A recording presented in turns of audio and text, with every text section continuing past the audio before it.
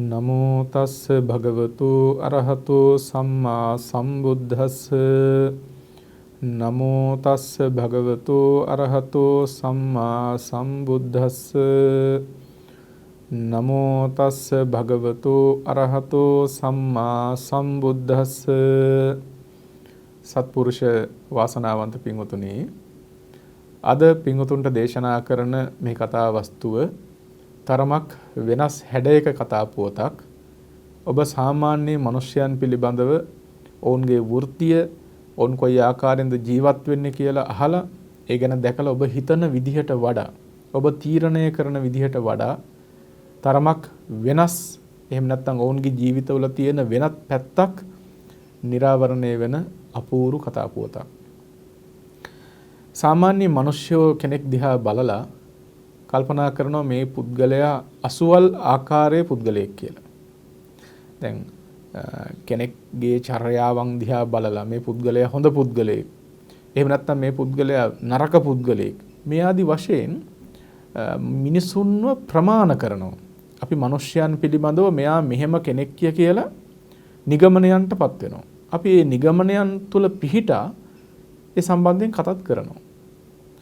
හැබැයි මේ කතා පුවත ඔබ ඇහුවට පස්සේ ඔබට තේරුම් අරගන්නට ලැබෙන තවත් දෙයක් තමයි මෙහි ඇතුළත් ධර්ම කාරණාවලට අමතරව සාමාන්‍යයෙන් මිනිස්සු දිහා බලලා, සාමාන්‍යයෙන් මිනිස්යන්ගේ ක්‍රියාකාරකම් දිහා බලලා, එහෙම නැත්නම් ඔවුන්ගේ වෘත්තිය කුමක්ද කියලා බලලා, ඔවුන් ජීවත් වෙන තත්ත්වය කුමක්ද කියලා බලලා එකපාරම නිෂ්ඨාවකට පත්විය නොයුතුයි කියන දැනුමත් ඔබට ඇති කරගන්නට ඉතාමත් හොඳ අවස්ථාවක්. දවසක් ද ලෞතර බුදුරජාණන් වහන්සේ වදාරනවා, පුද්ගලයන්ව ප්‍රමාණ කරන්නට එපා. පුද්ගලයන්ව ප්‍රමාණ කරනවා නම් බුදුරජාණන් වහන්සේ හෝ එවැනි කෙනෙක් වෙන්නට ඕන කියලා. ඒ කියන්නේ දැන් මේ මිනිස්සයා මෙහෙම කෙනෙක්මයි කියලා නිෂ්ඨාවකටපත් වෙන්න සාමාන්‍ය කෙනෙකුට පුළුවන් කමක් නැහැ. කෙනෙක් දිහා බලලා, ඔහුගේ චර්යාව දිහා බලලා ඇතම් අය කියන ඔහු හොරෙක්, එහෙම නැත්නම් ඔහු සල්ලාලෙක්, එහෙම නැත්නම් ඔහු හොඳ මිනිස්සෙක් කියලා කියනවා. එහෙම නැත්නම් කෙනෙක්ගේ අධ්‍යාපනික තත්වයන් දිහා බලලා බොහෝම උගත්, හරි බුද්ධිමත් කෙනෙක් කියලා කියනවා. බොහොම නිවිච්ච ජීවිත පැවැත්මක් ගෙවන කෙනෙක් දිහා බලලා අනේ හරි නිවිච්ච, හරිම හොඳ මිනිස්සෙක් කියලා කියනවා. මෙන්න මේ විදිහට කෙනෙක් දිහා බලලා ස්වල්ප මාත්‍රයකින් ඔහු ගැන ප්‍රමාණ කරන්නට එපා, නිෂ්ඨාවකට පත්වන්න එපා කියලා බුදුරජාණන් වහන්සේ දේශනා කරන්නෙම සිත් සතන් තුළ තියෙන සංකීර්ණකම හින්දාමයි. දැන් යම්කිසි පුද්ගලයෙක් ඉන්නවා, බුදුහාමුදුරු දේශනා කරනවා, ඇතම් උදවියේ ඉන්නවා, ඔවුන් තීව්‍ර රාග ඇති උදවිය. ඊ타ත්ම බලවත් රාගයක් ඇති පුද්ගලයෙක් වෙන්න පුළුවන්. හැබැයි සාමාන්‍ය ලෝකයට පේන්නේ ඔහු තීව්‍ර රාගයත් එක්ක කියලා පමණයි. බුදුරජාණන් වහන්සේ දකිනවා ඒ පුද්ගලයාගේ චිත්තසංතානය තුල මහා ප්‍රඥා ඉන්ද්‍රියක් දියුණු වෙලා තියෙන්න පුළුවන්. එහෙම නැත්නම් මහා සමාධිමත් චිත්තයක් වඩන්න පුළුවන් කම ඔහුගේ සිත තුල තියෙනවා. තථාගතයන් වහන්සේ සිත අභ්‍යන්තරයේ තියෙන ගති ලක්ෂණ මනමින් දකිනවා. ඒක සාමාන්‍ය මිනිස්යන්ට දකින්න පුළුවන් දෙයක් නෙමෙයි. ඒ නිසා කෙනෙක් දිහා බලලා ඔහු හොරෙක් කියන්න, එහෙම නැත්නම් ඔහු සල්ලාලෙක් කියන්න, බේබද්දෙක් කියන්න, එහෙම තීන්දුව වලට එන එක ලේසි පහසු නෑ. අනික් පැත්තත් එහෙමයි.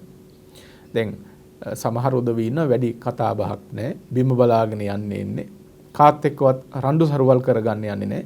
මෙන්න මේ වගේ දැක්කම හිතනවා හරිම හොඳ මිනිස්සෙක්, කිසි කෙනෙකුට කරදරයක් නැති හරි මේ පිරිසුදු මිනිස්සෙක් කියලා. පින්වතුනි, අපි පිටින් දැකලා එහෙම තීරණය කරාට එහෙම කොහොමද නිෂ්ඨාවකටපත් වෙන්නේ? ඇතම් උදවිය මේ ලෝකේ ඉන්නවා. තමන්ට අපි හිතමු තරහවක් ආවා කියලා. ඒ තරහව පිටට පෙන්වන්න නැතුව තමා තුලම එය රඳවාගෙන පැසව ඉන්න චරිත ඉන්නවා. එහෙම චරිතයන් ලෝකයේ තුල තියෙනවා. එතකොට සාමාන්‍ය කෙනෙක් බලලා හිතනවා ඒ පුද්ගලයාට අනේ බැන්න තරහක් ගන්න නැහැ නේද කියලා. හැබැයි ඒ පුද්ගලයා ඇතුළතින් පැසවමින් හරියට කුණු වෙච්ච සැරව ගෙඩියක් වගේ තමන්ගේ චිත්තසංතානයන් තුල අර කුණු අපවිත්‍ර දේවල් නැවත නැවත පැසවමින් තබා ගන්නවා. ඒ වගේම තමයි එහෙම ඉන්න කෙනෙක් හොඳ කෙනෙක් වෙන්නටත් පුළුවන්. දැන් අපි හිතමු සමහර උදවිය ඉන්නවා හරි ඉක්මනට කිපෙනවා. හරි ඉක්මනට තරහ යනවා. වචනයක් කියපු ගමන් අර හොස්ස ළඟින් මැස්ස යන්න බෑ කියනවා වගේ වචනයක් කිව්වනම් කිපෙනවා. හැබැයි එහෙම වෙච්ච පමණට මේ මිනිස්සයා නරක මිනිස්සෙක් කියයි සම්මත කරන්න පුළුවන් කමක් නැහැ. එහෙම නිෂ්ඨාවකටපත් වෙන්න පුළුවන් කමක් නැහැ. මොකද ඔහුගේ හිතේ ඇති වෙන තරහව අමනාපය වහා පිට වෙලා ගියාට ඔහුගේ චිත්තසංතානය තුල ඒ තරහ අමනාපකම රඳවා තබා නොගන්නෙක් වෙන්න පුළුවන්. පින්වත්නි දැන් බලන්න මිනිස්සෙක්ගේ බාහිර පෙනුමෙන් නැත්තම් ඔහුගේ වෘතිය වෙන්න පුළුවන් ඔහුගේ ක්‍රියාකාරකම් වෙන්න පුළුවන් මේ දිහා බලලා ගැඹුරු චිත්තසංතානයන් තුල ක්‍රියාත්මක වන හොඳ ගතිය කොහොමද තේරුම් අරගන්නේ? අනන්ත සංසාරයක් තිස්සේ ඔහු භාවිත කළ හොඳ හෝ නරක ගති ලක්ෂණ කොහොමද තේරුම් අරගන්නේ? පිට පොත්ත දිහා බලලා. පින්වතුනි නීල මාණික්කයක් කිලිටි වස්ත්‍රයකින් ඔතලා තිබ්බොත් එහෙම ඒ කිලිටි වස්ත්‍රයකින් කොච්චර ඔතලා තිබ්බත් අර නීල මාණික්කයක්මනේ. ඒ මණික කවදාවත් කිලිටි වස්ත්‍රය වෙන්නේ නැහනේ. අන්න ඒ වගේ ඊටාම උත්තරීතර ගුණාංග සංසාරයේ බොහෝ භාවිත ගුණාංග තියෙන පුද්ගලයෙක් ඉන්නවා. ඇතැම් වෙලාවට කිලිටි වස්ත්‍රයකින් ඔතලා වගේ බාහිර ක්‍රියාකාරකම් නිසා සමහරට ඔහුගේ අධ්‍යාපනික තත්ත්වය ඔහු හැදිච්ච සමාජ පසුබිම එනත්තම් ඔහුගේ දෙමව්පියන්ගේ ගති ලක්ෂණ මේ විවිධ කරුණු කාරණා මත වැරදි අඩුපාඩුකම් චර්යාවන් තුල තියෙන්නට පුළුවන්. හැබැයි මණිකක් වගේ ඔහුගේ ආධ්‍යාත්මයෙහි ඊටමත් වටිනා ගුණාංග උත්තරීතර ගුණාංග තියෙන්න පුළුවන්. ඒ නිසා බුදුරජාණන් වහන්සේ සත්වයන් පිළිබඳව බලන්නේ අපි බලන විදිහට නෙමෙයි. තථාගතයන් වහන්සේ බලන්නේ සංසාරයේ මොහොත භාවිත ගුණාංග තියෙනවද? සංසාරයේ සීල සමාධි ප්‍රඥාවන් මනමින් භාවිත කරලා තියෙනවද? ශ්‍රද්ධාව ශ්‍රුතය ත්‍යාගය ප්‍රඥාව මනමින් දියුණු කරලා තියෙනවද? සත්පුරුෂ ධර්ම සංසාරයේදී මනමින් දියුණු කරලා තියෙනවද? අන්න එහෙම දැක්කොත් ගලව ගන්න පුළුවන් තනක් ඔහු තුල තියෙනවා කියලා දැක්කොත් බුදුහාමුදුරුවෝ ඒ පුද්ගලයාට කරුණාවෙන් පිහිට වෙනවා. මග කියා දෙනවා. යා යුතු නොයා යුතු මග කියා දීලා ඒ සඳහා ඔහුව උත්සාහවත් කරනවා. හැබැයි සමහර උදවිය ඉන්නවා බාහිර චර්යාව ඉතාම හොඳයි වගේ. හැබැයි සංසාරේ භාවිත උත්තරීතර ගුණාංග නැහැ.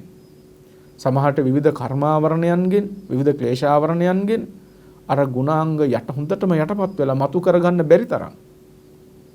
ඉතින් පිහිට වෙන්න බැරි නම් බුදුරජාණන් වහන්සේ කොහොමද පිහිට වෙන්නේ? දැන් අපිට ඒ සාමාන්‍යයෙන් මේ ලෝකේ තියෙන ගිහි සමාජයේ විතරක් නෙමෙයි භික්ෂුන් වහන්සේලා සම්බන්ධෙනුත් එහෙමයි. සමහර වෙලාවට ඇතැම් බෞද්ධයෝ සමහර ස්වාමින් වහන්සේලා කෙරෙහි දැඩි විවේචන කරනවා. පින්වත්නි එහෙම අපිට විවේචනය කරන්න පුළුවන් කමක් නැහැ. ඒ භික්ෂුන් වහන්සේ ඒ ස්වාමින් වහන්සේගේ ආධ්‍යාත්මයේ තියෙන ගුණාංග කවුද තේරුම් අරගෙන තියෙන්නේ? මොන නුවණකින්ද ඒ සිත පිරිසිඳ දැනගෙන තියෙන්නේ? සමහර වෙලාවට සමහර ස්වාමින් වහන්සේලා ගැන බොහොම ಗುಣ කියනවා. අනේ හරිම සිල්වන්තයි හරිම ගුණවන්තයි කියලා. පින්වතුනි සිල්වන්ත ගුණවන්ත වෙන්න පුළුවන්.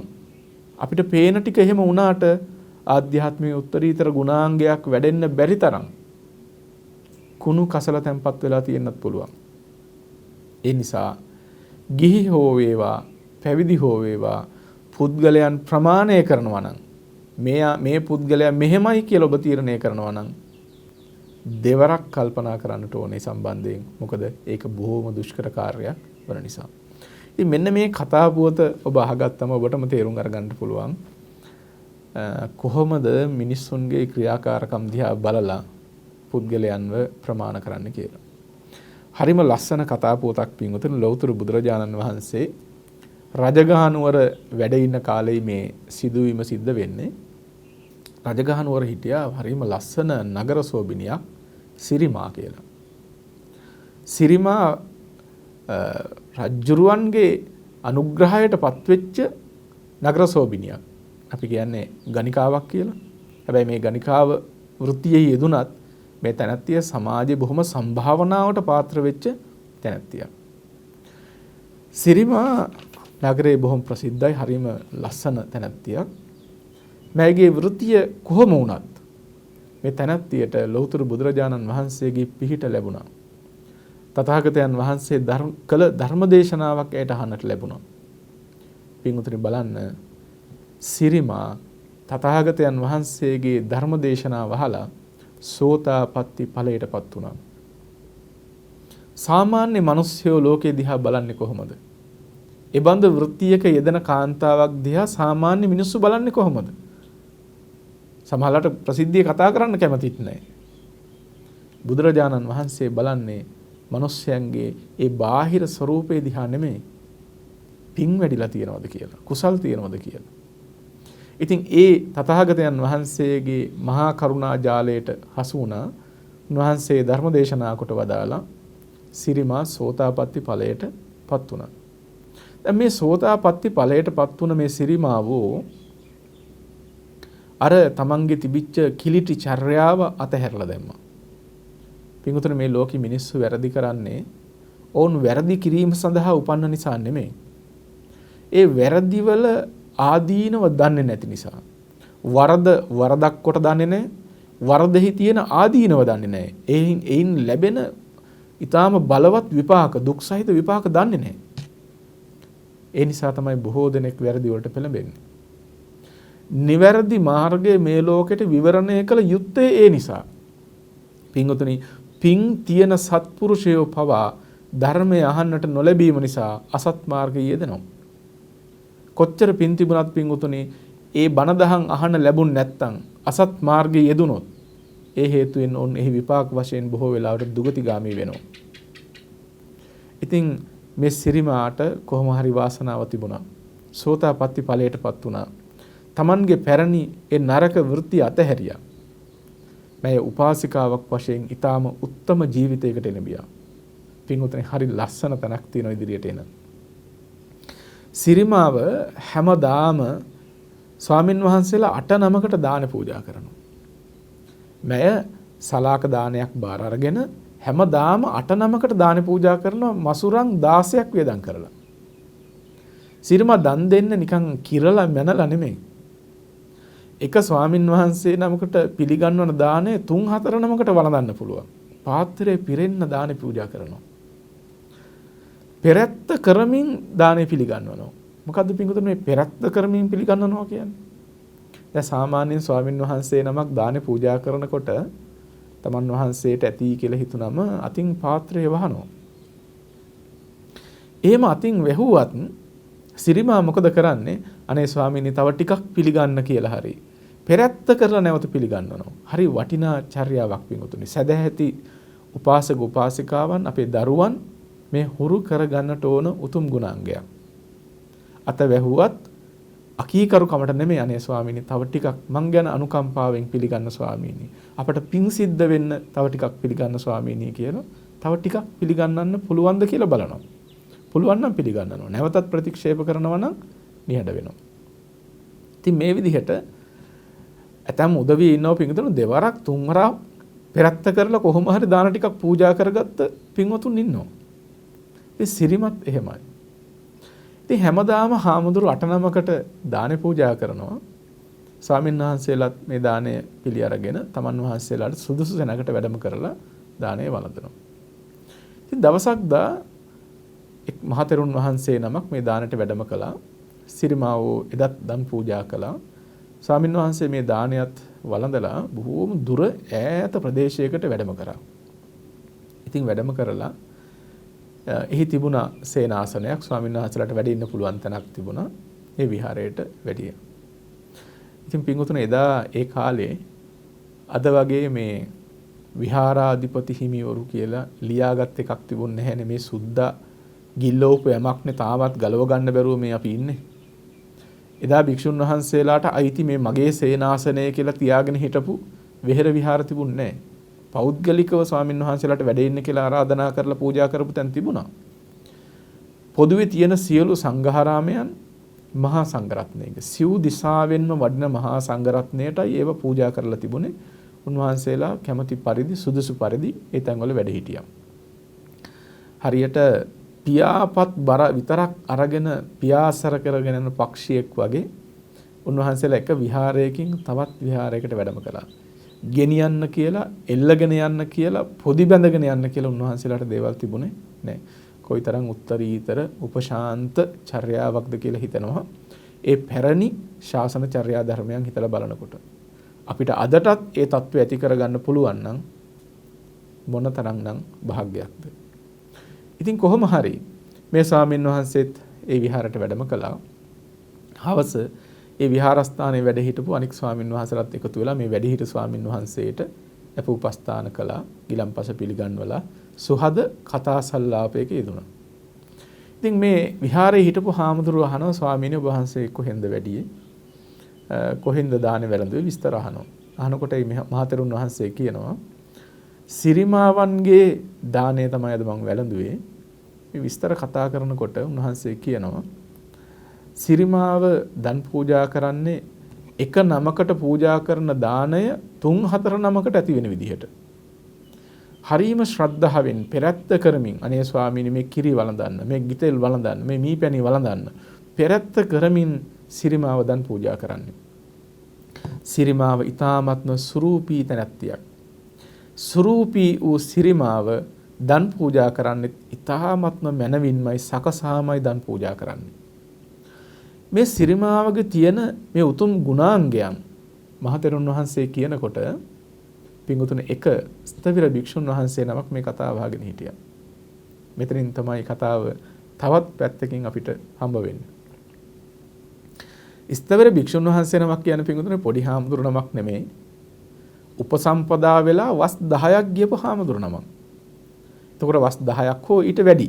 එහෙම තමයි ස්ථවිර භික්ෂුන් වහන්සේ නමක් ඇටියට සැලකෙන්නේ. දැන් මේ ස්ථවිර භික්ෂුන් වහන්සේ මේ සිරිමා පිළිබඳ අහගෙන ඉන්නකොට උන්වහන්සේට සෙනෙහසක් ඇති වුණා. ඉතින් කවදාවත් සිරිමාව දැකලා තිබුණේ නැහැ. හැබැයි සිරිමාව දකින්න ආසාවක් ඇති වුණා. කල් නොයවා අදම යනවා කියලා හිතාගෙන උන්වහන්සේ වැඩම කළා සිරිමාගේ දානය පිළිගැනීම සඳහා. සැබවින්ම දානය පිළිගන්නම නෙමෙයි අවශ්‍යතාවය තිබුණේ. සිරිමා දකින්න කැමැත්තක් ඇති වුණා. පින්වතුනි බලන්න මේ චිත්ත සංතානවල ස්වභාවය. උන්වහන්සේ අද ඊයේ මහාන වෙච්ච හාමුදුරනමක් නෙමෙයිනේ. එදා මහාන වෙච්ච නැත්තම් මහාන වෙලා මාසයක් දෙකක් ගියපු හාමුදුරනමක් නෙමෙයි. උපසම්පදත් වෙලා වස් 10ක් ඉක්මවා ගියපු හාමුදුරනමක්. උන්වහන්සේ එච්චර කාලයක් දුස්සීලව හිටියත් නෙමෙයි. හොඳට ශික්ෂාවන් ආරක්ෂා කරගෙන ගුණදහම් පුරාගෙන හිටියේ. හැබැයි අර සිරිමාවගේ රූප ස්වභාවය පිළිබඳ ඇහෙනකොට වෙනත් පැත්තකට හිත ඇදී ගියා. පින්වතුනි බලන්න මේ මානව සිතුම් පැතුම් වල ස්වභාවය. ඊට පස්සේ දැන් ස්වාමින් වහන්සේ වැඩියා ඊළඟ දවසේ හරියටම සිරිමාගේ ගෙදරට දාණයට වඩින්න ඒ 8-9ටත් උන්වහන්සේට ඇතුළත් වෙන්නට පුළුවන්කම හම්බ වුණා. ඉතින් ස්වාමින් වහන්සේත් අර 8-9ට ඇතුළත් වෙලා සිරිමාගේ ගෙදරට දාණයට වැඩම කළා. ඉතින් එදා වඩිනකොට ඊට කලින් ස්වාමින් වහන්සේලා කිහිප නමක් ඇවිල්ලා දාන වළඳලා ගිහින් තිබුණා. ඒ ස්වාමින් වහන්සේලාට දානෙත් පූජා කළාට පස්සේ සිරිමාට අසනීපයක් හැදුනා. දැඩි ක්ලාන්ත ගතියක් ආවා. ශරීරයේ බොහොම මලානික වෙලා ගියා. බොහොම අපහසුතාවයකටපත් වුණා. සිරිමා මොකද කළේ? ආභරණ ටිකක් ගලවලා බොහොම පහසු වස්ත්‍රයක් ඇඳගෙන ඇඳේ වැතිරිලා හිටියා. මෙන්න මේ වෙලාවේ තමයි අර ස්වාමින් වහන්සේ දානය සඳහා වැඩම කළේ. තවත් කිහිප නමක් එක්ක. දැන් අර සිරිමාවගේ දාසීන් කියනවා ආර්යාවනි තව ස්වාමින් වහන්සේලා වැඩම කරලා ඉන්නව දානෙට මොකද කරන්න කියලා. සිරිමාව කියනවා ඒ ස්වාමින් වහන්සේලා ගෞරවයෙන් පිළි අරගන්න. මට එන්න විදිහක් නැහැ හොඳටම අමාරුයි. ගෞරවයෙන් පිළි අරගෙන උන්වහන්සේලාට කැඳ අවුල්පත් පිළිගන්වන්න. පිළිගන්වලා ඉක්මනින්ම දානය සකස් කරලා ඉවරලා දානය පාත්‍ර පිරෙන්න පිළිගන්වන්න. ඉතින් ඒ දාසි ආදීනුත් මොකද කළේ? ස්වාමින් වහන්සේලා බොහොම ගෞරවයෙන් පිළි අරගෙන උන්වහන්සේලාට අවශ්‍ය විදිහට ආහාර පානත් පූජා කළා. පාත්‍ර පිරෙන්න දානය පිළිගන්නවා. පිළිගන්වලා ඉවර වෙලා සිරිමාට ඇවිල්ලා කියනවා ආර්යාවනි දානය අපි පිළිගන්නවා කියලා. මේ තැනැත්තිය පින්වතුනි හරීම ශ්‍රද්ධා සම්පන්නයි. සෝතාපට්ටි ඵලයටපත් වෙච්ච මේ ආර්ය ශ්‍රාවිකාව කියනවා මට ඇවිදගෙන යන්න තරම්වත් ඇඟේ වාරුවක් නැහැ. මාව උස්සගෙන යන්න මට ස්වාමින් වහන්සේලාට වඳින්න ඕන කියලා. සිරිමාව උස්සගෙන ආවේ ස්වාමීන් වහන්සේලාට වන්දනා කරන්න. ස්වාමීන් වහන්සේලාට ඒ වන්දනාමාන කරනකොට මෙතන හිටියා අර සිරිමාව බලන්නම කියලා හිතාගෙන ආපු හාමුදුරුවෝ. උන්වහන්සේ මේ සිරිමාව දිහා බැලුවා. බලලා නුසුදුසු කල්පනාවක් කළේ. ස්වාමීන් වහන්සේ හිතනවා ලෙඩ වෙලා හොඳටම ගිලන් වෙලා නැගිට ගන්නවත් බැරුව ඉන්න. ආභරණයක්වත් නැතුව ඉන්න සිරිමාව මේ තරම් ලස්සන නම් ආභරණ සහිතව නිරෝගීව ඉන්නකොට සිරිමාව කොයිතරම් ලස්සන නැද්ද කියලා කල්පනා කළා. පින්වතුනි බලන්න මේ සුබ නිමිති වශයෙන් මෙනෙහි කරන්න ගියාම එය කෙලෙස් වලට හොඳටම මඟ පෑදීමක් වෙනවා. ස්වාමින් වහන්සේ මේ විදිහට සුබ නිමිති වශයෙන් මෙනෙහි කරන්න පටන් ගත්තම අර අනන්ත සංසාරයක් තිස්සේ හුරු කරපු කෙලෙස් ගති ඉදිරිපත් වෙලා කෙලෙසුන්ගෙන් හිත ගැවසී ගන්නට පටන් ගත්තා. ස්වාමීන් වහන්සේ දාන වැළඳුවෙත් නෑ. දාන ටිකත් අරගෙන විහාරස්ථානට වැඩම කළා. සිවුර කොනක් එහෙමම බිම එලාගෙන එහෙමම බිම නිදාගත්තා. උන්වහන්සේට ආහාර ටිකක් වළඳන්නවත් කිසිම රුචියක් ඇති වුණේ නෑ. මේ විදිහට දානේ වළඳන්නේ නැතුව බිම වැතිරිලා ඉන්නකොට අර හිතවත් හාමුදුරුවෝ යහළු හාමුදුරුවෝ ඇවිල්ලා කියනවා ඒ ඔබ වහන්සේ දානේ වළඳින්නේ නැද්ද? ඉක්මනින් දානේ වළඳන්න වෙලාව පරක් වෙනව නේද කියලා. හැබැයි මේ මොන දේ කිව්වත් මේ හාමුදුරුවෝ දානේ පාත්‍රයේ දිහාවත් බලන උමනාවක් ඇති වුණේ නැහැ. සිරිමාව පිළිබඳවම කල්පනා කර කර ඒ කෙලෙස් සිටිවිලි වලින් යුක්තවම උන්වහන්සේ හිටියා. පින්වතුනි ජීවිතයක ස්වභාවය හරි පුදුමයි. සෝතාපට්ටි ඵලයටපත් වුණත් ආර්ය ශ්‍රාවිකාවක් වුණත් ජීවිතයක තියෙන යථා ධර්මයට මුහුණ පාන්න කාට උනත් සිද්ධ වෙනවා. සිරිමා එදාම කලුරිය කළා. එදා කලුරිය කළාම බිම්බිසාර රජුරෝ බුදුරජාණන් වහන්සේට පණිවිඩය වෙනවා ස්වාමීනි ජීවකගේ සහෝදරිය සිරිමා කලුරිය කළා. බුදුරජාණන් වහන්සේ බිම්බිසාර රජුරන්ට පණිවිඩය යවනවා මහරජ ඒ සිරිමාගේ දේහය ශරීරය නැසෙන්න දෙන්නට එපා. බලු කපුටු ආදීන්ට හානියක් කරන්න බැරි වෙන විදිහට ආරක්ෂා කරලා තියන්න කියලා. රජ්ජුරුවොත් බුදුරජාණන් වහන්සේගේ නියමය අනුවම කටයුතු කළා. දවස් 4ක් ඉක්මලා ගියා. රජ්ජුරුවෝ අඬබෙර නිකුත් කළා. සිරිමාගේ මේ ශරීරයේ බැලීම සඳහා ගෙවල් ආරක්ෂා කරන දරුවන් හැර අනික් සියලුම දෙනා පැමිණෙන්නට ඕන. මේ සිරිමා කලුරිය කළ 4 වෙනි දවසේ සියලුම දෙනා එන්නට ඕන සිරිමාගේ මේ ශරීරය බලන්නට. ගෙවල් ආරක්ෂා කරන අය හැරුණකොට. එහෙම ආවේ නැත්තම් එහෙම කහවණු 8ක දඩේකුත් ගහනවා කියලා. රාජ ආඥාවනේ පින්වතුනි. නගරවාසී සියලු දෙනාම අර ගෙවල් බලා ගන්න නතර වෙච්ච දරුවන් හැර නගරවාසී හැම දෙනාම එකතු වෙන්න පටන් ගත්තා මේ ශරීරය බලන්නට කියලා. බුදුරජාණන් වහන්සේ භික්ෂුන් වහන්සේලාට දේශනා කරන මහණනි අද මම වඩිනවා සිරිමාවගේ දේහේ තියෙන තැනට. කැමැති භික්ෂුන් වහන්සේලාට මාත් එක්ක එන්න පුළුවන් කියලා. දැන් අර දවස් 4ක් තිස්සේ ආහාරයක්වත් ගන්න නැතුව කිසි කෙනෙක්ගේ වචනයක්වත් අහන්න නැතුව නිදාගෙන හිටපු හාමුදුරුවන්ට හිතවත් හාමුදුරුවෝ ගිහිල්ලා කියන ඔබ වහන්සේ වඩින්නේ නැද්ද? තථාගතයන් වහන්සේ භික්ෂුන් වහන්සේලාත් එක්ක සිරිමා ඉන්න තැනට වඩිනවා කියලා. සිරිමා කියන නම ඇහුණා විතරයි අනේ දවස් 4ක් වැතිරිලා හිටපු මේ හාමුදුරුවන්ගේ කයට හොඳ පණක් ආවා. ඒ පාර ඉක්මනින්ම දැන් දානට යන්න කියලා සූදානම් වුණා. මේ හාමුදුරුවෝ දන්නේ නැහැ සිරිමාව කලුරිය කළ බවක්වත් කිසි දෙයක් දන්නේ නැහැ. පාත්‍රය දිහා බලනකොට දවස් 4ක් තිස්සේ අර ආහාර ඔක්කොම කුණු වෙලා. මේවත් ඔක්කොම සුද්ධ පවිත්‍ර කරලා බොහොම ලහිලහි සූදානම් වෙලා දැන් තථාගතයන් වහන්සේගේ පසුපසින් මේ ස්වාමින් වහන්සේත් වඩිනවා. බුදුරජාණන් වහන්සේත් භික්ෂුන් වහන්සේලාත් එක පැත්තක වැඩ ඉන්නවා. සිරිමාගේ ශරීරේ කුණු වෙලා හරියට බත් හැලියක් දිග හැරලා දැම්මා වගේ. පණුවන් මුළු ශරීරයම ගැවසිලා නව ద్వාරයකින් කුණුප වැగిරෙනවා. මහරජුරුවොත් රාජකීයයොත් උපාසක උපාසිකාවනුත් එක පැත්තක ඉන්නවා. නගර වාසීනුත් විශාල වශයෙන් රැස් වෙලා දැන් ඉන්නවා සිරිමාගේ දේහයක් තියෙන තැන. මෙන්න මේ වෙලාවේ ලෞතර බුදුරජාණන් වහන්සේ බිම්බිසාර රජුරවන්ට දේශනා කරනවා මහරජ මේ පිරිසට කියන්න මේ සිරිමාගේ දේහේ කහවණු 1000ක් දීලා ගන්න කැමති කෙනෙකුට ගන්න පුළුවන් කියලා. බුදුරජාණන් වහන්සේගේ නියෝගයෙන් රජ්ජුරුවොත් අඬබෙර නිකුත් කළා මේ සිරිමාගේ දේහේ කහවණු දහසක් දීලා කැමති කෙනෙකුට ගන්න පුළුවන් කියලා. පින්වතුනි අපි මේක ගන්නම් කියලා නෙමෙයි නොගන්නම් කියලාවත් කතා කරන මිනිස්සෙක් ඉදිරිපත් උනේ නැහැ. මේ කුණු ගොඩක් නවත් ద్వාරයකින් කුණුප වැగిරෙනවා කුණු වෙලා. බත් හැලියක් දිග හැරලා දැම්මා වගේ පණුවන් ගැවසිලා. මේක කවුද පින්වතුනි කහවණු 1000ක් දීලා ගන්න? රජුරෝ ඇවිල්ලා කියනවා ස්වාමීනි කිසිම කෙනෙක් ගන්න ඉදිරිපත් වෙන්නේ නැහැ. මහරජා එහෙනම් කහවණු දහසක් නෙමෙයි 500ක් දීලා කාට හරි මේක ගන්න පුළුවන් කියන්නේ. මහරජුරෝ බිම්බිසාර රජුරෝ දැන් නිකුත් කරනවා නියෝගය කැමති කෙනෙකුට කහවණු 500ක් දීලා ගන්න පුළුවන් කියලා. කිසි කෙනෙක් ඉදිරිපත් වෙන්නේ තවත් අඩක් අඩු කරා 250ක් දීලා කැමති කෙනෙකුට ගන්න පුළුවන් කිව්වා.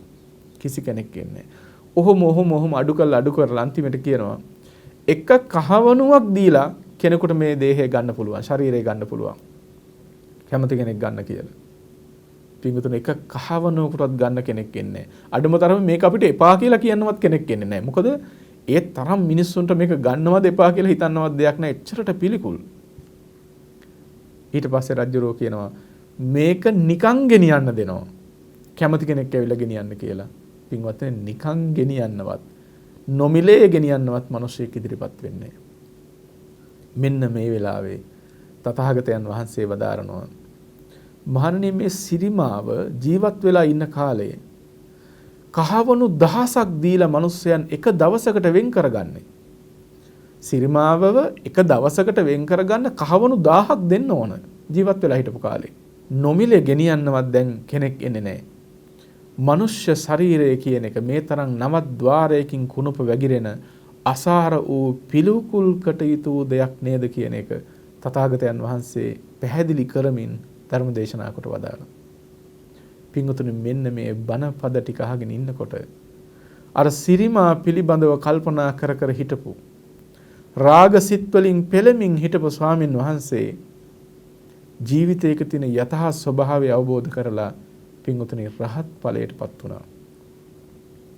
දැන් බලන්න මේ චරිත හැසිරෙන විදිහ ටිකක් බලන්න. එක පැත්තකින් ගත්තම සිරිමා කලින් නගරසෝබිනියක් ගණිකාවක්.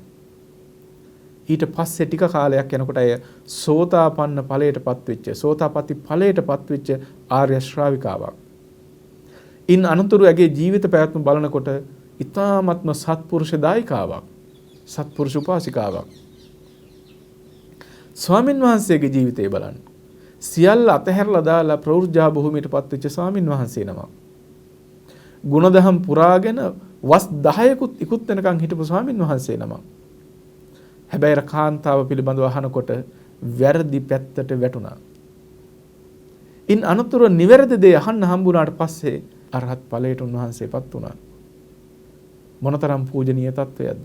දෙව් මිනිසුන්ගේ වන්දනාවට සුදුසු රහත් ඵලයට උන්වහන්සේපත් වුණා. මොනතරම් උත්තරීතර චරිතයක්ද?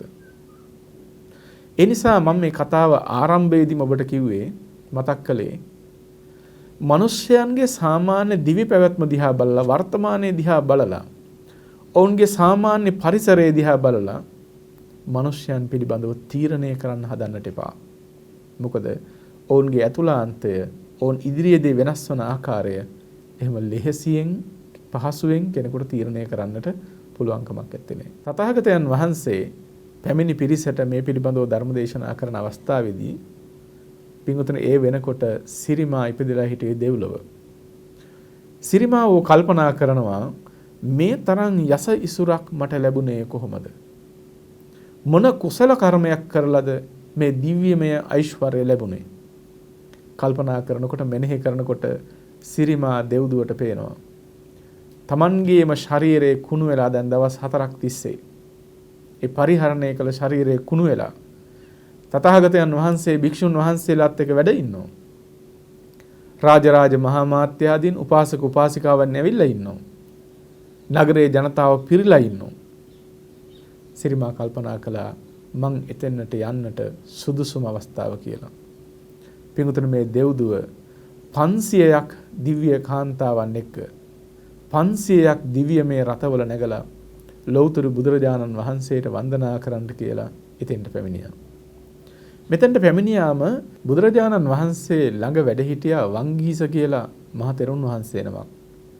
වංගීස තෙරුන් වහන්සේ බුදුරජාණන් වහන්සේගෙන් අවසරයක් ඉල්ලනවා. ස්වාමීනි ප්‍රශ්නයක් අහන්න අවසර දෙනවාද කියලා. භාග්‍යතුන් වහන්සේ අවසර දුන්නම වංගීස මහ තෙරුන් වහන්සේ අර දෙව්තුවගෙන් ප්‍රශ්නයක් අහනවා. ඒ ප්‍රශ්නේ බණ පොතේ තියෙන මෙන්න මෙහෙමයි. එම්බා දේවතා දුව දිව්‍යමය වූ සර්වාලංකාරයෙන් අලංකෘත වූ ශ්වේත සෛන්ධවයන් යොදන ලද දිව්‍ය රතනගී මහා ජව සම්පන්නව මවාගත් 500ක් රතයෙන් පැමිණියා වූ ති 60000ක් ගැල් පුරවාලිය හැකි වූ දිව්‍යමය වූ සර්වාභරණයෙන් සරහි ඊතා අලංකෘතව සඳහිරු මෙන් දිලිහි දිලිහි මහත් ප්‍රසාදය ලවමින් සිටින්නීය. බුදුරජාණන් වහන්සේ දැකීමට තී කවරනම් දිව්‍ය නිකායකින් පැමිණියාදයි විචාලසේක. ඉතින් ස්වාමින් වහන්සේ අහනවා නුඹ බොහොම අලංකාරවත්ව මවාගත් 500ක් රතයන්ගෙන් පැමිණලා තියෙනවා. 60000ක් ගැල් පුරවන්න තරම් ආභරණ පැළඳගෙන ඉන්නවා. පින්වතුනි දිව්‍යමය ශරීරයන් ස්වභාවයෙන් වෙනස්. මිනිස් ශරීරයට වඩා ප්‍රමාණයෙන් ආකාරයන්ගෙන් වෙනස් වෙනවා. ඒ දෙවියන්ගේ දිව්‍යනුභාවය මිනිස්යන්ගේ ස්වභාවයට වඩා වෙනස්නේ. ඉතින් ඒ නිසා මේසා මහත් සම්පත්තියකින් ඇවිල්ලා ඉන්නවා. තථාගතයන් වහන්සේ දකින්නට මොන දිව්‍ය නිකායකින්ද මොන දිව්‍ය කොට්ටාසයකින්ද පැමිණියේ කියලා වංගීස තෙරුන් වහන්සේ අර දේවතා දුවගෙන් විචාරනවා. අන්න ඒ වෙලාවේ මේ දේවතා දුව කියනවා ස්වාමින් වහන්සේ කාමූපභෝගයෙහි අග්‍ර බව ප්‍රාර්ථනා කළ උන්ට පරනිර්මිත වසවර්ති දේවකාය යසසින්ද භෝගාදී වශයෙන්ද උතුම් වේද. එබඳු ශරීරයෙන් යුක්තව නිර්මාණ රති දෙවියන් යම් ක්‍රමයකින් කැමති වන ලදද එපරිද්දෙන් මවමවා කෙලිමින් නිර්මාණ රති දේවනිකායික වූ යම් රූපයක් දැකීමෙන් සතුටු වේද. එවැනි වූ රූප ශෝභාවයකින් යුක්තව සම්මා සම්බුදුරජාණන් වහන්සේ දැකීම පිණිස මේ මනුෂ්‍ය ලෝකයට පැමිණියෙමි කීවාය. ඉතින් සිරිමා දෙව්දුව කියනවා කාමෝපභෝගයන්ගේ අග්‍ර බව ප්‍රාර්ථනා කරපු අය. පින්වතුනි අතම් උදවියේ ඉන්නවා පින් කරලා මේ පින හේතුවෙන් කාම භෝගයන්ගෙන් අග්‍රම දේ ලැබේවා කියලා ප්‍රාර්ථනා කරන අය. අන්න ඒ වගේ අය පරිනිර්මිත වසවර්ති කියන දෙව්ලොව උපදිනවා. අන්න එබඳු වූ දෙවියන්ගේ ස්වභාවයෙන් යුක්තව ඒ වගේ දිව්‍ය ශ්‍රීයෙන් යුක්තව එබඳු වූ ශරීර ස්වභාවයකින් නිර්මාණ රති නිම්මාන රති කියන දෙව්ලොව උපන්න දිව්‍යාංගනාවක් කියලා තමාව විස්තර කරනවා. දැන් මේ නිම්මාන රති කියන දෙව්ලොව ස්වභාවය තමයි පින්වත්නි ඒ දෙවියන්ට පුළුවන්කම තියෙනවා තමන් යම් ආකාරයකටද කැමති ඒ කැමති ආකාරයට ඒ දේවල් නිර්මාණය කරගෙන සුව විඳින්නට පුළුවන්කම තියෙනවා. ඒක හැම දිව්‍ය ලෝකයකම ඉන්න අයට පුළුවන්කමක් ඇත්තේ නැහැ.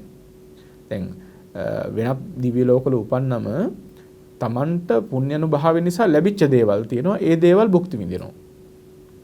නිම්මාන රති දෙව්ලොව ස්වභාවය තමයි ඒ දෙවියන් යමක් කැමතිද යම් ආකාරයකට කැමතිද කැමති ආකාරයටම උන්ට පුළුවන් නිර්මාණය කරගන්න.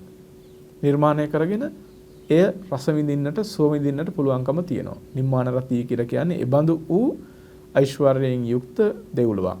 ඉතින් මේ සිරිමාවන් උපන්නේ අන්න ඒ නිම්මාන රති කියන දෙව්ලොව. සිරිමාව කියනවා මම නිම්මාන රති උපන්න දෙව්දුවක් තථාගත සම්මා සම්බුදුරජාණන් වහන්සේට වන්දනා කරන්නයි පැමිණියේ කියලා. වංගීස මහතෙරුන් වහන්සේ අහනවා නුඹ එබඳු වූ ඓශ්වර්යයක් ලබන්න ඒසා දිව්‍යමය සම්පත් ලබන්නට නුඹ කළ කුසලයේ කුමක්ද කියලා. සිරිමාව කියනවා මම පෙර මේ රජගහ නුවරම නගර සෝබිනියක් වෙලා හිටියා සිරිමා නමින්ම. ඒ නගර සෝබිනියක් වෙලා ඉන්න කාලේ මට තථාගතයන් වහන්සේගෙන් දහම් අහන්නට ලැබුණා. ලෞතර බුදුරජාණන් වහන්සේ ධම් දේශනා කළාම ඒ ධර්ම අවබෝධය ඇති කරගෙන මට සෝතාපට්ටි ඵලයටපත් වෙන්න පුළුවන්කම ලැබුණා. සෝතාපට්ටි ඵලයටපත් වෙලා බොහෝ කුසල ධර්මයන් සිද්ධ කරගත්තා. දාන ආදී වශයෙන්, සීල ආදී වශයෙන් බොහෝ පින් දහම් කළා. ඊටාම සදැහැති තැනැත්තියක් වුණා. ඒ කුසල කර්මයන්ගේ විපාක වශයෙන් නිම්මාන රතී දෙව්ලොව උපන්නා. අද ලෞතර බුදුරජාණන් වහන්සේ මහා සංඝරත්නයේ වැඩ ඉන්න තැනට වන්දනා කරගන්න පැමිණියාය කියලා මේ දෙව්දුව ප්‍රකාශ කරනවා. ලෞතර බුදුරජාණන් වහන්සේ මේ කාරණයත් අලලා ධර්ම දේශනා කොට වදාළම මහා විශාල පිරිසකට ඒ ධර්ම දේශනාව යහපත සඳහා පැවතුණා. බොහෝ දෙනෙක් ධර්ම අවබෝධය කරගත්තා. ඉතින් මේ කතා පුවත ඇසූ ඔබ මින් ඉදිරියට එකපාර මිනිසයන් පිළිබඳව නිෂ්ඨාවකටපත් වෙන්න හදන්න එපා. මේ පුද්ගලයා හොරෙක්, මේ පුද්ගලයා සල්ලාලෙක්, මේ පුද්ගලයා සත්පුරුෂයෙක්, එහෙම එකපාරම මිනිසයන් පිළිබඳව තීරණයක් ගන්න එපා. පින්වතුනි බලන්න, එක තැනක හොඳ වෙන කෙනා තව තැනක නරක වෙනවා. ඔහුම තව තැනකදී ඊටාම සත්පුරුෂයෙක් වෙනවා. මිනිස් සිත කියන එක හරිම පුදුමාකාරයි. මේ තරම් මේ මනුෂ්‍ය ලෝකේ සංකීර්ණ වන්නටත් හේතුව මිනිස් සිත කියන එක ඒ තරම්ම සංකීර්ණ නිසා. අද අසත්පුරුෂයෙක් වශයෙන් ඔබ හඳුනා ගන්න කෙනා හෙට දවසේදී සත්පුරුෂයෙක් වෙන්න පුළුවන්. හැබැයි වැදගත්ම කාරණාව මේකයි. අසත් ධර්මයේ යෙදෙන කෙනෙක් සද්ධර්මයකට එන්නට නම් ඔහුට සද්ධර්ම ශ්‍රවණය කියන එක, කල්යාණ මිත්‍ර සේවනය කියන එක ඉතාමත්ම වැදගත් වන දෙයක්. කලාතුරකින් තමයි පින්වතුනි ඔහු විසින්ම තමන්ගේ චර්යාවන් පිළිබඳව කල්පනා කරලා ඔහුටම නිවැරදි මඟකට එන්න පුළුවන්කම තියෙනවා. ඒක ඉතාමත් කලාතුරකින් වෙන දෙයක්. කල්යාණ මිත්‍ර සේවනය නිසා, සද්ධර්ම ශ්‍රවණය නිසා තමයි අසත් මාර්ගයේ ගමන් කරන අය සත් මාර්ගයට ගන්න පුළුවන්කම ලැබෙන්නේ. සත් මාර්ගයකට පැමිණීම සිද්ධ වෙන්නේ. ඒ නිසා ඔබ සත්පුරුෂයෙක් වශයෙන්, ඔබ කල්යාණ මිත්‍රයෙක් වශයෙන් කළ යුතු දේ තමයි අසත් මගෙහි යන අය සත් මගට ගැනීම සඳහා ඔබ උත්සාහවත් විය යුතු වෙනවා. ඔබේ වචනේ අහනවා නම්, ඔබේ වචනයට අවනත වෙයි කියලා හිතනවා නම් පින්වතුනි ටිකක් උත්සාහ කරාට පාඩු වෙන්නේ නැහෙනි. කෙනෙකුට මහා පිහිටක් වෙනවා. එක අසත්පුරුෂ පුද්ගලයෙක් නිසා සමාජයක්ම විනාශ වෙන්න පුළුවන්කම තියෙනවා. ඒ පුද්ගලයා යහමගට ගත්තොත් මුළු සමාජයක්ම යහපත් වන්නත් පුළුවන්කම තියෙනවා. ඒක තමයි ස්වභාවය. අඟුලිමාල හාමුදුරුවෝ පැවිදි වෙන්නට කලින් මොනතරම් සමාජ පිරලයක් වෙලාද හිටියේ. මිනිස්යාගේ ජීවිත විනාශ කරනවා, ගම්බෙන් විනාශ කරනවා.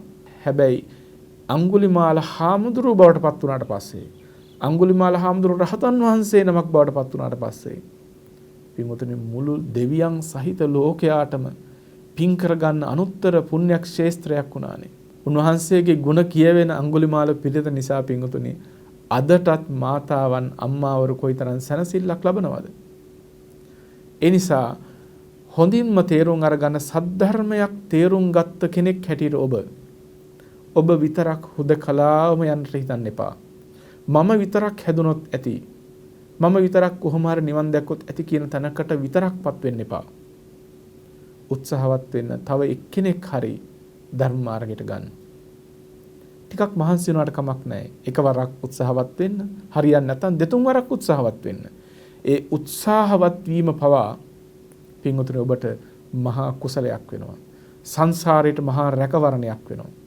තව කෙනෙක් යහපත් මගට ගන්න දරන උත්සාහය, ඒ සත්පුරුෂ ක්‍රියාව, ඒ මහා කුසල කර්මය පින්වතුනි ඔබ පසුපස්සෙන් මහා ආරක්ෂකයෙක් වගේ සසරක් තිස්සේ ගමන් කරයි. සසරක් තිස්සේ ඔබට රැකවරණය සලසයි ඒ උත්තරීතර කුසල සම්භාරය. ඒ නිසා පිනට දහමට ලැබි නැති අයව පින් දහම් වලට යොමු කරවන්න. තුනුරුවන් කෙරෙහි ශ්‍රද්ධාව නැති අයට ශ්‍රද්ධාව ඇති වෙන්න මඟ හදලා දෙන්න. කවදාකවත් පන්සලකට යන්නේ නැති අය පන්සලකට එක්කන් යන්න බලන්න. බෝධි පූජාවක්, වන්දනාමාන කිරීමක්, දානයක් දීලා නැති අය කොහොම හරි කුසලයකට යොමු කරන්න. මලක් පහනක් පූජා කරලා නැති අය ඒ පින්කම් වලට යොමු කරන්න. පින්වතුනි එක මිනිස්සෙක්ව කුසලයකට යොමු කෙරෙව්වොත්, අකුසල මාර්ගයෙන් ඉවත් කරලා කුසල මාර්ගයකට යොමු කෙරෙව්වොත් ඔබ සත්පුරුෂයන් අතරිනුත් උතුම් සත්පුරුෂයෙක් බවට පත් වෙයි. ඒ නිසා මේ ශාසන ධර්මය පවතින්නේ කල්යාණ මිත්‍රයා නිසාමයි. මේක කල්යාණ මිත්‍ර වැටක්. මේ කල්යාණ මිත්‍ර වැටක් කියලා කියන්නේ එක් අයෙක් තවත් පිරිසකට පිහිටවනවා. ඒ අය තවත් පිරිසකට පිහිට වෙනවා. මෙන්න මේ විදිහට පුරුකෙන් පුරුක තියෙන නිසා තමයි මේක වැටක් වගේ ඇවිල්ලා මේ ශාසන ධර්මයේ මේ උත්තරීතර ශාසනය පවතින්නේ. බුදුරජාණන් වහන්සේ වදාරන්නේ මේ කල්යාණ මිත්‍ර වැටේ අන්තිම පුරුක වන්නට එපා කියලා. මක් නිසාද? අන්තිම පුරුක වුණොත් ඉන් එහාට ඉන්න අහිංසක ජනී ජනයාට පිහිටක් සරණක් නැතුව යනවා පින්වතුනි. ඒ නිසා භික්ෂුන් වහන්සේලා හැටියට අපි අපේ වගකීම සිත්හි දරාගෙන බොහෝ දිනාට හිතසුව පිණිස බොහෝ දිනාගේ යහපත පිණිස කටයුතු කරන්නට ඕන. ඒක භික්ෂුන් වහන්සේලාට විතරක් නෙමෙයි. සදහැතියන් හැටියට උපාසක උපාසිකාවන් හැටියට ඔබටත් ඒ වගකීම තියෙනවා. ඔබ වයස කොතනක ඉන්න කෙනෙක් වුණත් වෙන්න පුළුවන්. සමහරට මේ බණ ටික අහන ඔබ පුංචි දරුවෙක් වෙන්නත් පුළුවන්. තරුණ කෙනෙක් වෙන්නත් පුළුවන්. වයස්ගත කෙනෙක් වෙන්නත් පුළුවන්. කවුරු වුණත් කමක් නැහැ. ඔබේ යහපත් වචනය කෙනෙක් අහනවා නම් ඔවුන්ට ඒ යහපත් වචනය කියන්න. ඔවුන් යහමකට ගන්න බලන්න. මේක පුංචි දරුවන්ටත් හොඳට කරන්න පුළුවන් දෙයක්. පින්වතුනි පේන්න තියෙනවනේ සමහර දරුවෝ පුංචි දරුවෝ දෙමව්පියන්ව වරදින් නිදහස් කරගන්නවා. වරදින් මුදවා ගන්නවා. උපාය කෞශල්‍යයෙන් නුවණින් වැඩ කරන දෙමාපියන් සිදු කරන අකුසල් වලින් වළක්ව ගන්නවා දරුවෝ. ඒ නිසා මේ බණ දහම් අහන ඔබ තවදුරටත් උත්සාහවත් වෙන්න. ඔබ මේ සත්මග ගමන් කරන ගමන් අනිත් අයටත් මේ ධර්මාලෝකය ලබා දෙන්නට. පින්වතුනි ලෞතර බුදුරජාණන් වහන්සේ එදා සාරා සංකේය කල්ප ලක්ෂයකට කලින් දීපංකර සම්මා සම්බුදුරජාණන් වහන්සේගේ සිරිපා මුලදී උන්වහන්සේ තනියෙන් සද්ධර්මය අවබෝධ කරගෙන හිටියානම් එදා රහත් ඵලයට පත් වුණා නම් පින්වතුනි අද අපිට ලෞතර බුදුරජාණන් වහන්සේ නමක් නැහැ.